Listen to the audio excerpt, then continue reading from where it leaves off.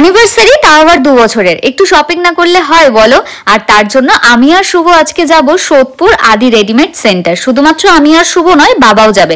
দুপুরবেলা আমরা অশোকনগর থেকে ট্রেন ধরে গেছিলাম মধ্যমগ্রাম, ওখান থেকে একটা অটো ধরে আমরা যাব সোদপুর। ট্রেনের মধ্যে আমি আমলকিটা খেয়েছিলাম, যেটা আমার ভীষণ ভালো লাগে। এই যে গলিটা দিয়ে হেঁটে একটু গেলেই হচ্ছে আদি রেডিমেড সেন্টার। এটা কিন্তু কোনো শপের প্রমোশন নয়, আমি নিজের জন্যই গেছিলাম। গিয়ে অনেকগুলো শাড়ি আমি দেখেছিলাম, বাট খুব একটা অপশন আমি পাইনি। সত্যি কথা বলতে কি, আমি শাড়ির খুব একটা নাম জানি না, তাই আমি বলতে পারিনি, তাই ওরাও আর দেখায়নি।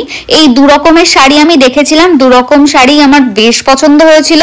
তারপর আমাদেরকে দিলে একটু ব্ল্যাক কফি, যেটা খেতে ভীষণ ভালো ছিল। সচরাচর আমি ব্ল্যাক কফি খাই না, কিন্তু এখানকার ব্ল্যাক কফিটা বেশ ভালো। আমি কোন শাড়িটা নিয়েছি সেটার জন্য তো আমার ইউটিউবের লং ব্লগটা চেক করলেই তোমরা দেখতে পাবে। আর শুধু আমি একা শপিং করলে হয়, তাই শুভর জন্য কিছু পাঞ্জাবি ট্রাই দিয়ে একটা পাঞ্জাবি সিলেক্ট করে চলে আসলাম বাড়ি। ওকে, বাই।